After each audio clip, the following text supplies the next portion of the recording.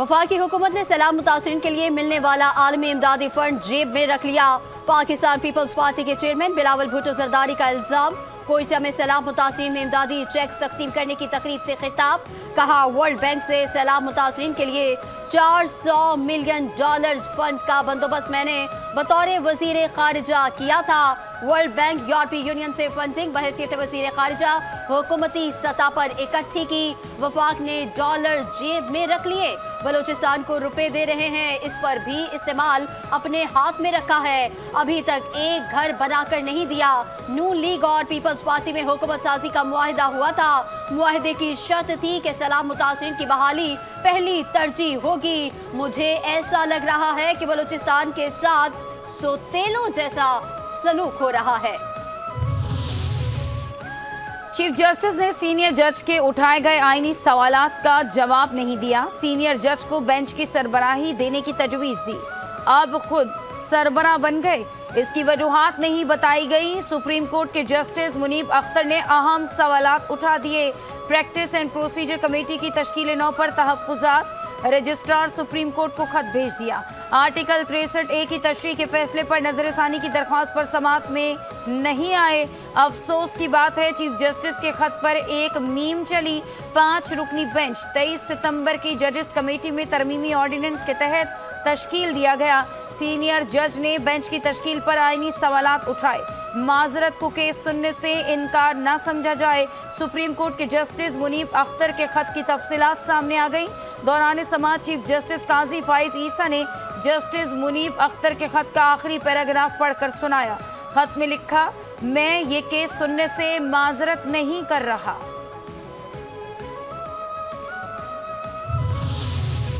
Justice Munib Akhtar के खत पर चीफ जस्टिस ऑफ पाकिस्तान ने कहा, जस्टिस मुनीब अख्तर को बेंच का हिस्सा बनाने की कोशिश की जाएगी। सुप्रीम कोर्ट को गैर फाल नहीं रख सकते। बेंच बन चुका हो तो केस सुनने से माजरत सिर्फ अदालत में ही हो सकती है। हम जस्टिस मुनीब अख्तर को राजी करने की कोशिश करेंगे, वरना नया बेंच बनेगा।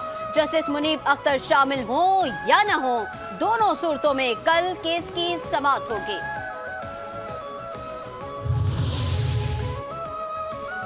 इलेक्शन ट्रिब्यूनल की तश्कील का लाहौर हाई कोर्ट का फैसला कलअदम करार। सुप्रीम कोर्ट ने पंजाब इलेक्शन ट्रिब्यूनल केस का तहरीरी फैसला जारी कर दिया। चीफ जस्टिस काजी फाइज ईसा ने 11 सफाहत पर मुश्तमिल फैसला तहरीर किया।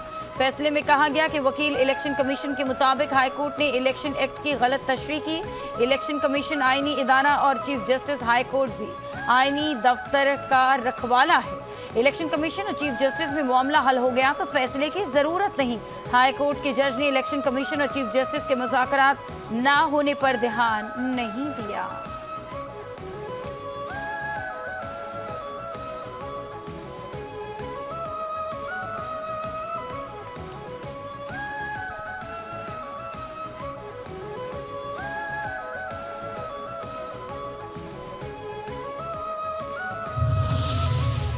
हुकूमत का पीटीआई की 8 सितंबर के जलसे में की गई तकरीर पर एक्शन। पीटीआई रहनुमाओं पर बगावत का मुकदमा दर्ज करने का फैसला। ज़ाब्ता फौजदारी की सेक्शन 196 के तहत हुकूमत दरखास्त जमा कराएगी। सेक्शन 196 के तहत दर्ज मुकदमात नाकाबिले जमानत होते हैं। वजारत कानून और वफाकी प्रोसिक्यूटर जनरल ने फैसले की तौसीक कर दी।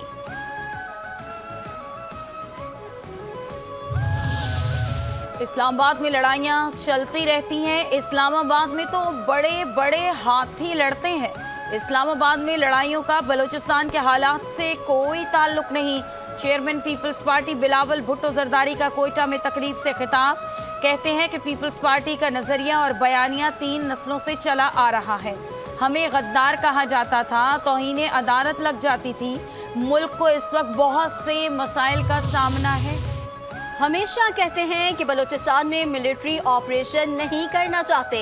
जब जंग नाई और धोबी तक आ जाए तो इसे तर्क कर देना चाहिए। पंजगुर में अफसोसनाक वाकया हुआ, जितनी भी मुसम्मत की जाए कम है। वज़ीर आला बलूचिस्तान सरफराज बुख्ती की प्रेस कॉन्फ्रेंस। कहते हैं कोयटा में एक मासूम बच्चे हज्जाम को मार दिया गया। प्रोपेगेंडा के जरिए बच्चों को बरगलाया जा रहा है। उनकी वजह से मासूम बच्चों का कत्ल हो जाता है।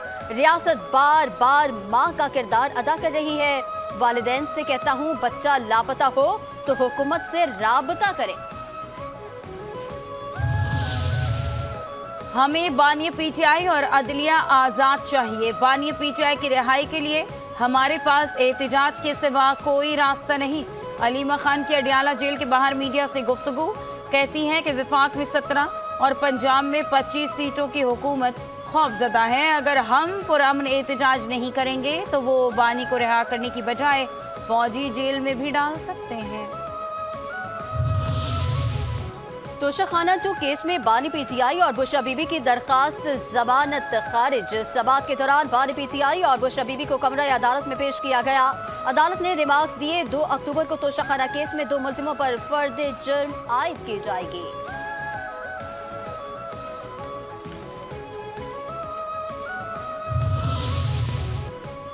कारसाज हादसे की मुलजिमा नताशा को जमानत के बाद सेंट्रल जेल कराची से रिहा कर दिया गया। समाअत के दौरान अदालत ने मुलजिमा नताशा की जमानत मंजूर करके 10 लाख रुपए के जमानती मुचलके जमा कराने का हुक्म दिया था।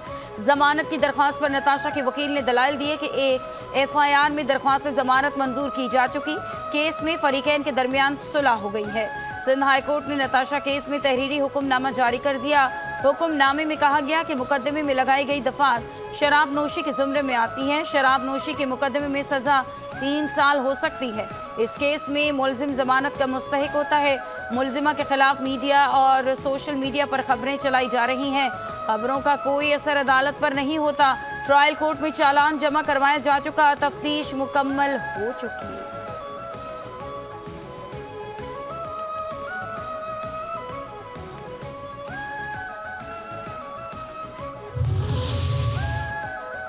किडनी हिल्स रेफरेंस में साबिक डिप्टी चेयरमैन सलीम मांझवी वाला बरी हो गए। इस्लामाबाद की एहतसाब अदालत ने नैब की सलीम मांझवी वाला और दीगर के खिलाफ रेफरेंस वापस लेने की दरख्वास्त मंजूर कर ली। दरख्वास्त में कहा गया कि हुकूमत को 1 रुपए का भी नुकसान नहीं हुआ। नुकसान हुआ भी तो प्राइवेट फर्द का हुआ। सलीम मांझवी वाला का किडनी हिल्स मामले से कोई ताल्लुक नहीं।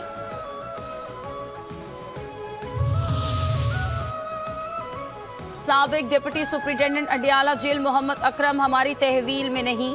सेक्रेटरी दिफा और दाखिला का अदालत में जवाब। Lahore high court Rawalpindi bench के जस्टिस चौधरी अब्दुल अजीज ने साबिक डिप्टी सुप्रिंटेंडेंट अडियाला जेल की बाजियाबी की दरख्वास्त पर समाअत की। अदालत ने रिमार्क्स दिए कि अगर बाजियाबी पर मोहम्मद अकरम ने बयान दिया वो उनकी तहवील में था तो कार्रवाई करेंगे। सेक्रेटरी दिफा और सेक्रेटरी दाखिला को बयान हलफी जमा कराने का हुक्म। मोहम्मद अकरम की फैमिली को सरकारी रिहाइशगाह से निकालने पर जेल इंतजामिया से जवाब तलब।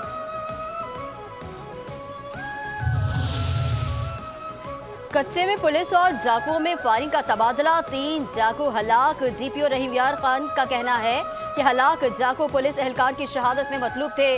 हलाक डाकुओं ने चंद रोज कबल कच्चे में कायम पुलिस कैंप पर हमला करके 3 एहलकारों को शहीद किया था। डाकुओं की शनाख्त कादिर दश्ती, दिलवेश दश्ती, नियाज बकरानी के नामों से हुई है।